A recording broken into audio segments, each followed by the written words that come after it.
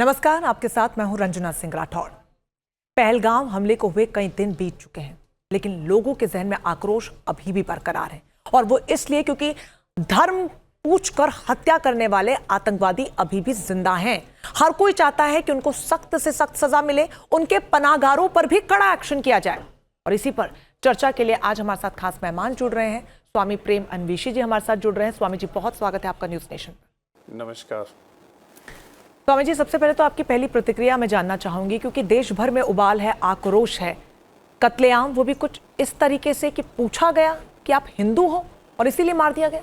सबसे पहले तो मैं जो भी इस घटना से मृत हुए हैं उनको श्रद्धांजलि देना चाहूँगा, और जो लोग घायल हुए हैं उनकी कामना करूँगा कि वो जल्द से जल्द अच्छे हो जाएं।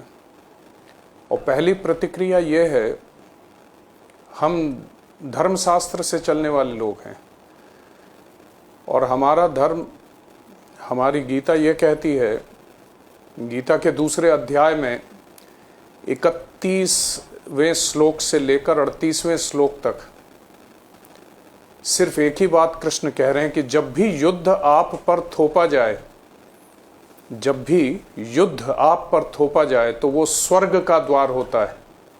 तो हे अर्जुन, गांडीव उठा और युद्ध कर। तो ऐसे बहुत कम लोग होते हैं जिनके जीवन में धर्म युद्ध होता है, थोपा गया हुआ युद्ध होता है। ये थोपा गया युद्ध है। तो ऐसे आतताइयों को, जो समाज के लिए, देश के लिए और मानवता के लिए खतरा हैं, उनके वध में कोई भी संशय नहीं होना चाहिए। दूसरा एक और इसका पर्सपेक्टिव है, और वो पर्सपेक्टिव ये है कि एक एक्सपेरिमेंट हुआ था। एक जार में लाल चींटियां और काली चींटियों को एक साथ रखा गया और एक व्यक्ति ने आके उसे हिला दिया। हिलाने के पहले तक लाल चींटियां और काली चींटियां एक साथ रहा करती थी, प्यार से रहती थी। लेकिन जैसे ही उन्हें हिलाया गया, उन्हें ऐसा लगा कि काली चींटियां हमारी दुश्मन हैं और काली चींटियों को लगा लाल चींटियां हमारी दुश्मन हैं, और वो एक दूसरे से भिड़ गई और एक कत्लेआम मच गया उस जार के अंदर। तो यहाँ पर ये ध्यान देना भी आवश्यक है कि जार को हिला कौन रहा है, कौन है जो हमारे देश में हिंदू और मुसलमानों को लड़वा देना चाहता है। वो कौन है जो बाहर बैठकर जार को हिला रहा है जी। उसका पता लगाना बहुत आवश्यक है। स्वामी जी, बहुत महत्वपूर्ण यही है, बहुत महत्वपूर्ण दो बातें आपने बोली। प्रधानमंत्री जी से चाहूंगा कि जी बोलिए, बोलिए स्वामी जी, बोलिए।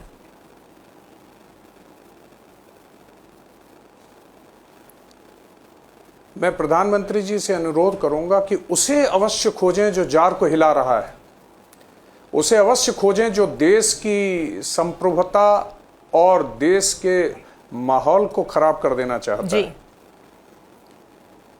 बिल्कुल, दो बहुत महत्वपूर्ण बातें आपने स्वामी जी यहाँ पर कही हैं। पहली तो ये कि जब उसे भी सजा मिलनी चाहिए, युद्ध थोपा जाए तो वो स्वर्ग का द्वार होता है। दूसरी जो आपने ये कहानी एक अलग पर्सपेक्टिव दिखाने के लिए बताई, जार वाली, इन दोनों पर मैं आऊंगी। सबसे पहले अगर हम भगवान हनुमान की बात करते हैं तो उनके जहन में बहुत दया है, बहुत करुणा है, लेकिन दूसरे हाथ में उनके गदा भी है।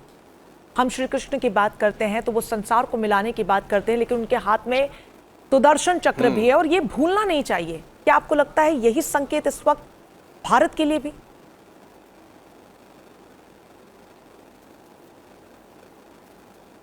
हाँ, सुदर्शन चक्र का अर्थ होता है सुदर्शन, मतलब सही चीजों को सही तरीके से देखना। ये आवश्यक है कि जब हम बदला लें तो बेगुनाह ना मारे जाएं। ये आवश्यक है ये देखना कि सुदर्शन चक्र जब चले और आतताइयों का गला कटे तो उसमें बेगुनाह ना मारे जाएं। जी बिल्कुल। और दूसरी जो आपने जार वाली कहानी यहाँ पर एक अलग पर्सपेक्टिव दुनिया को देने की कोशिश करी है, और इस तरीके के स्वामी जी कई वीडियोस भी सामने आए जहाँ पर जो लोकल कश्मीरी हैं वो इसलिए भी परेशान, इसलिए नहीं कि पर्यटन अब वहां पर बहुत ज्यादा प्रभावित होगा, इसलिए भी परेशान है कि कौम को बदनाम किया गया। वो इसलिए परेशान है कि हम भी मुस्लिम हैं, हम एकजुटता में भरोसा रखते हैं, लेकिन अब पूरे मुस्लिम कौम को कुछ इस कदर दिखा जा रहा है कि वहां स्थानीय लोग डर रहे हैं मुस्लिमों से बात करने के लिए, लेकिन वो मदद करना चाहते हैं। तो वाकई में जो आपने कहा कि कोई बाहरी है जो आके जार को हिला रहा है, उसको कैसे पहचाना जाए?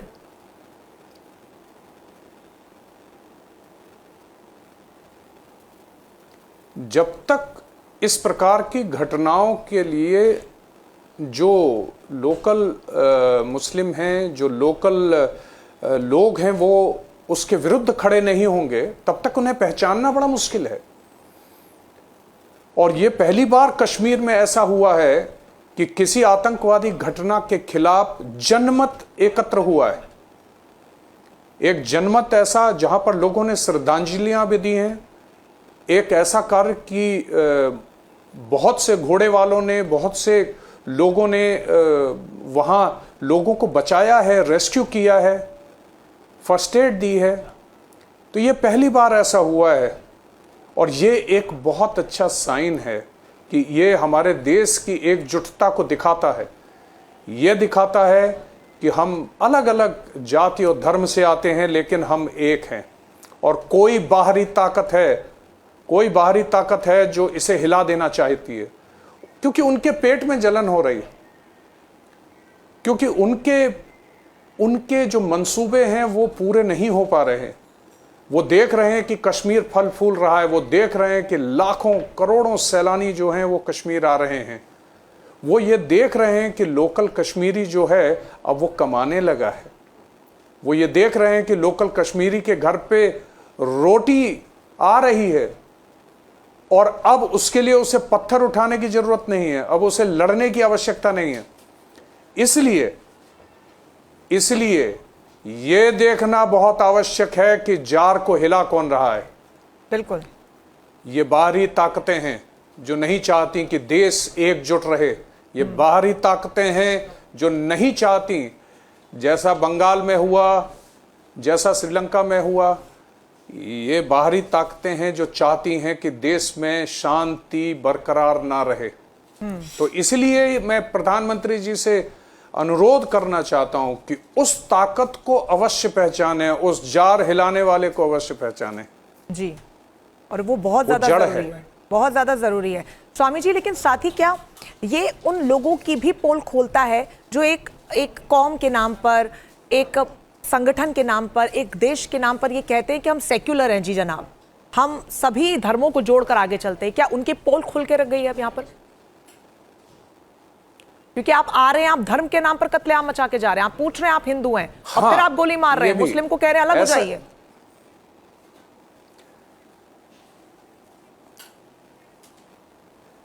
हाँ, ये आप समझिए, ये जानबूझकर की गई एक घटना है, ये जानबूझकर, क्योंकि वो नहीं चाहते।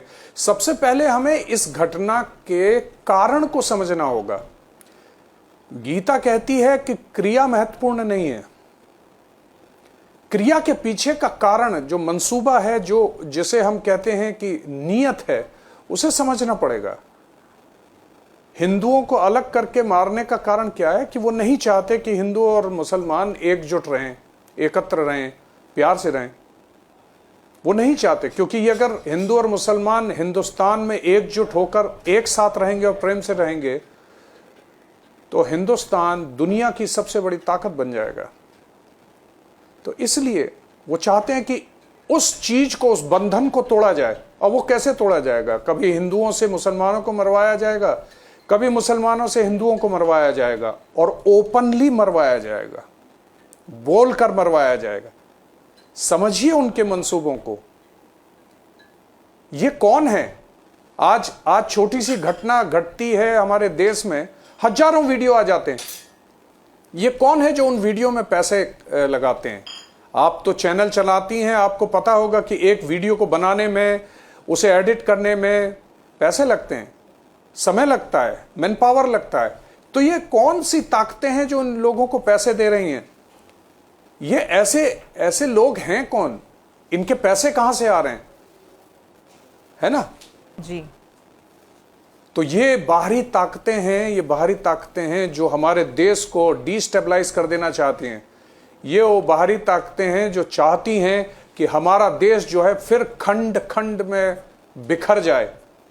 जी बिल्कुल स्वामी जी, लेकिन उनके मंसूबों को पूरा नहीं होने दिया जाएगा। जी, लेकिन लोगों के जहन में ना बहुत डर भी हो गया है। लोग ये कह रहे हैं कि आज 21वीं सदी के भारत में भी हमें अपनी आज़ादी को डर डर के जीना पड़ रहा है। हम कहीं अपनी इच्छा से जा नहीं सकते। आज लोग कश्मीर जाने से डर रहे हैं। हम अपना धर्म खुले में लोगों को पहुंचा नहीं सकते क्योंकि कल को क्या पता हमारी हत्या कर दी जाए। ऐसे लोगों को आप क्या संदेश देंगे? वो कह रहे हैं कि आज़ादी खतरे में।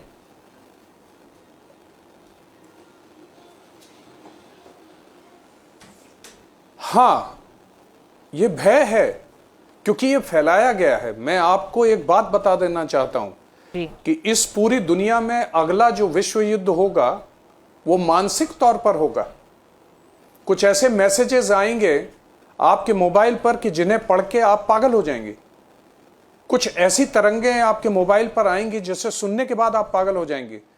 आप अपने ही मित्रों को मारने लगेंगे।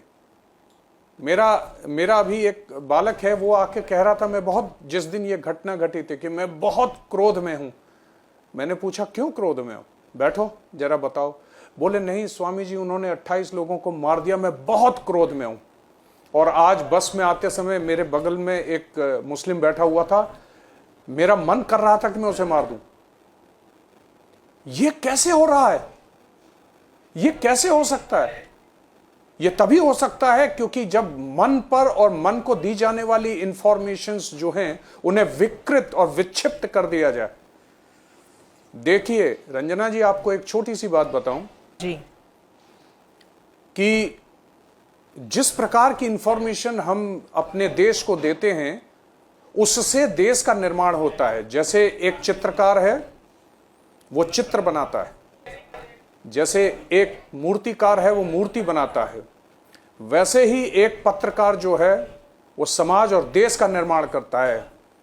हम किस प्रकार की इंफॉर्मेशन दे रहे हैं, आज मैं आपके माध्यम से सब सुनने वालों से बोलना कर चाहता हूं कि आप स्वयं कोशिश कीजिए कि कोई एक ऐसी चीज सोच कर देखिए जो आपने न देखी है, न सुनी है, न पढ़ी है। सोचिए, कोई भी एक ऐसी चीज जो ना आपने देखी है, ना सुनी है, ना पढ़ी है। आपका ब्रेन फ्रीज हो जाएगा क्योंकि ब्रेन की लिमिटेशन है, वो सोच ही नहीं सकता। तो आपकी जो विचारधारा बनती है, आपके जो विचार बनते हैं, वो उसी से बनते हैं जो आपको दिखाया जा रहा है, सुनाया जा रहा है या पढ़ाया जा रहा है। तो इस देश में बहुत से न्यूज़ चैनल ऐसे हैं जो लोगों को बरगला रहे हैं। बहुत से न्यूज़पेपर ऐसे हैं जो अनर्गल छाप रहे हैं। और मुझे ऐसा लगता है कि यह विचारों की स्वतंत्रता नहीं है जी। यह स्वतंत्रता जो है देश के लिए और देश हित के लिए बहुत खतरनाक है, क्योंकि आप ऐसी चीज बता रहे हैं जिससे मनुष्यों के विचार और भय पैदा हो रहा है देश में। बिल्कुल, इस देश में भय का माहौल पैदा किया जा रहा है। बिल्कुल स्वामी जी, जिससे हिंदू को यह लगे कि मुसलमान मुझे मार देगा और मुसलमान को यह लगे कि हिंदू मुझे मार देगा। बिल्कुल। और इस तरीके का भ्रम जो है वो लंबे समय तक लोगों में बिल्कुल भी ना रहे, इसलिए न्यूज नेशन की यही कोशिश है, हम पत्रकारों की यही कोशिश है कि आप जैसे धर्मगुरुओं को हम जोड़ें और लोगों तक ये संदेश पहुंचाने की कोशिश करें कि अगर आप सनातन को मानते हैं, आप हिंदू धर्म को मानते हैं, आप माथे पर तिलक लगाते हैं, आप गले में माला पहनते हैं, आप रुद्राक्ष पहनते हैं, तो आपको डरने की जरूरत बिल्कुल भी नहीं है, क्योंकि इस वक्त माहौल कुछ ऐसा ही बना हुआ है। लेकिन सवाल लगातार स्वामी जी यही बना हुआ है क्योंकि जिन लोगों ने जान गंवाई वो थे तो हिंदू ही, और उनकी हत्या सिर्फ इसलिए कर दी गई क्योंकि वो हिंदू थे। ऐसे में आम लोगों को लग रहा है, अन्य लोगों को ये लग रहा है कि क्या हिंदू होने की अब कीमत भी चुकानी पड़ेगी?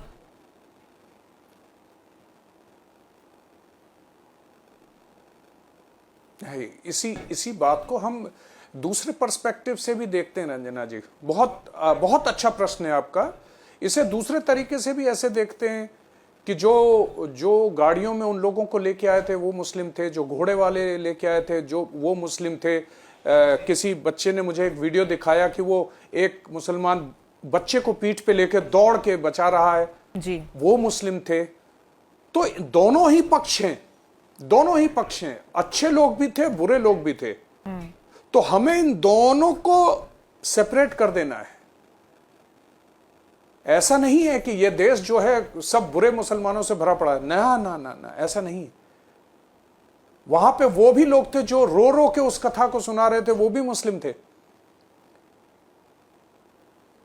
तो मुद्दा यह है कि जिन लोगों ने मारा वो कहां से आए थे, वो कौन थे, उनके आका कौन हैं, उनको फंडिंग किसने दी, उनको हथियार किसने दिए, उनकी सहायता किसने की, हमें उन्हें अलग कर देना है।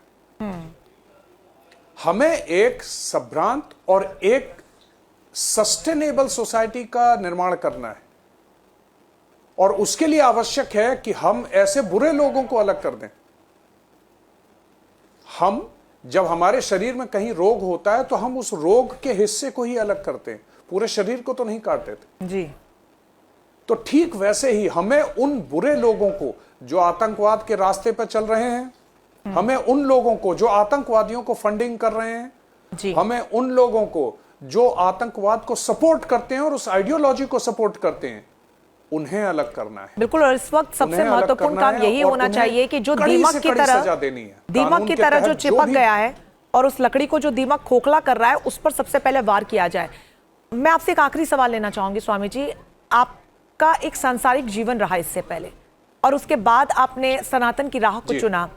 ऐसे में आपके माध्यम से मैं चाहूंगी कि आप अपनी कहानी को बयां कर सके, लोगों तक संदेश पहुंचा सके कि अगर वो धर्माचार्य बनना चाहते हैं, धर्मगुरु बनना चाहते हैं, सनातन की राह पर आगे बढ़ना चाहते हैं, हिंदू धर्म को और आगे अपनाना चाहते हैं, तो उन्हें भय की बिल्कुल आवश्यकता नहीं है, क्योंकि आपने जो किया वो भी कर सकते।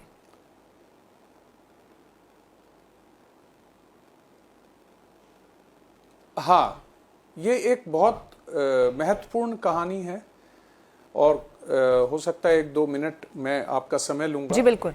मैं अमेरिका में था और मैं न्यूयॉर्क से होनेस्डेल के लिए यात्रा कर रहा था। पेंसिल्वेनिया में एक जगह है होनेस्डेल, जहाँ पर स्वामी रामा जी का आश्रम है, हिमालयन इंस्टीट्यूट। तो उन्होंने मुझे आमंत्रित किया था, मैं वहाँ जा रहा था, और मेरे साथ बस में ग्रे हाउंड बसें हुआ करती हैं वहाँ पे। उस बस में एक परिवार और था, उसमें जो पत्नी थी वो गोरी थी और जो पति था वो काला था, और उनके 4 बच्चे थे, और पत्नी जो थी वो प्रेग्नेंट भी थी। अच्छा, उसका जो विजुअल अपीयरेंस था, मतलब देखने मात्र से ऐसा लग रहा था जैसे वो लड़की 20-22 साल की रही होगी। तो मेरे विचार ऐसे आने लगे कि ये आदमी है या ये जानवर है, ये है कौन? 20 साल की लड़की को 4 बच्चे और 5वां बच्चा पेट में। और मैं मन ही मन उसे कर्स करने लगा।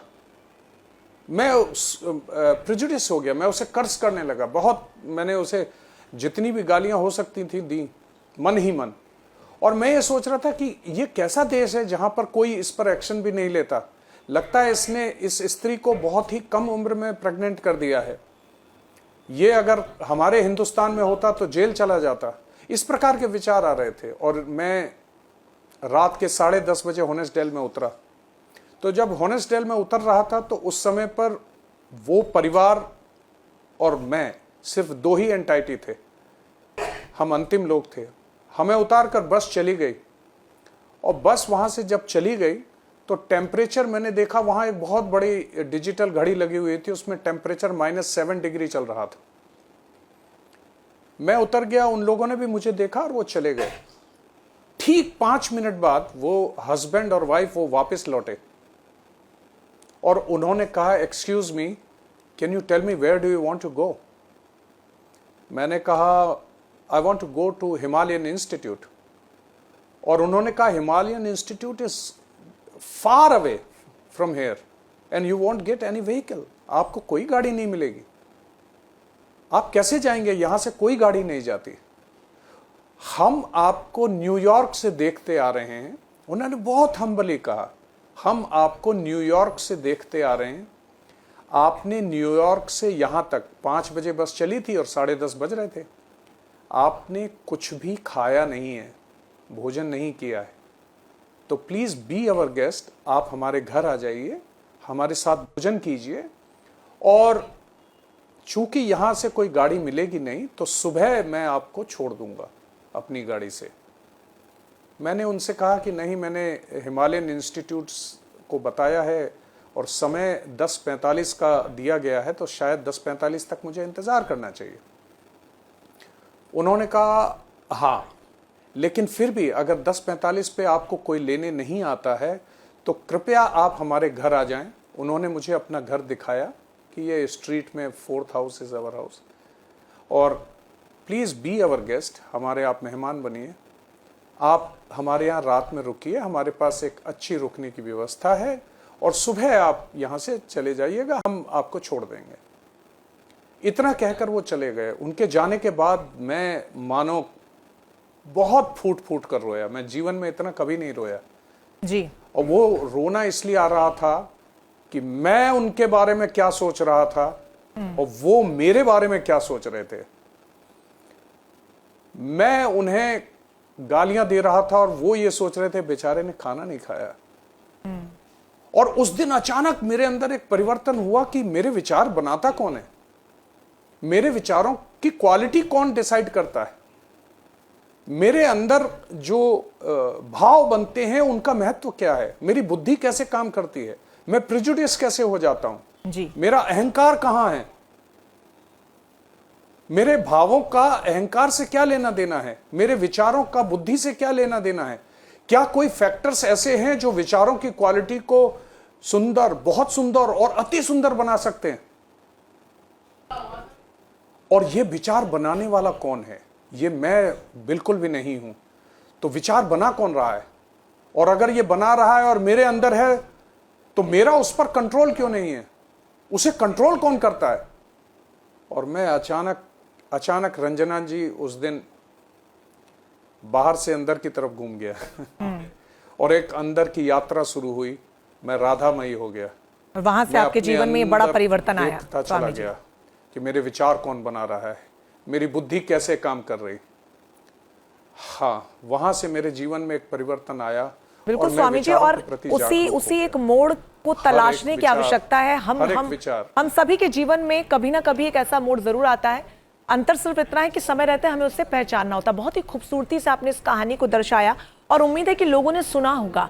जो लोग आज अपने आप को सनातनी कहने से घबरा रहे हैं, अपने रुद्राक्ष को छुपा रहे हैं या माथे की बिंदी को वो नहीं लगा रहे हैं, तिलक को नहीं लगा रहे हैं, इस डर से कि कभी हमारे साथ कभी कुछ ऐसा ना हो जाए, वो जो एक भय का माहौल है उसे आपने इस कहानी के जरिए तोड़ने की कोशिश की है। और तमाम सवालों के जो आपने जवाब दिए उसके लिए बहुत शुक्रिया हमारे साथ जुड़ने के लिए। तो स्वामी जी को आपने सुना और उन्होंने साफ शब्दों में कहा कि हमें उस लकड़ी में दीमक लगाने वाले को पहचानना है, हमें उस जार को हिलाने वाले को पहचानना है जो हमारे बीच में फूट डालने की कोशिश कर रहा है। और साथ ही एक दूसरा पर्सपेक्टिव भी दिया कि लोगों को बिल्कुल घबराने की जरूरत नहीं है, सख्त से सख्त इस पर कार्रवाई होगी और जो कड़ा एक्शन बनता है वो किया ही जाएगा। मुझे इजाजत दीजिए, नमस्कार।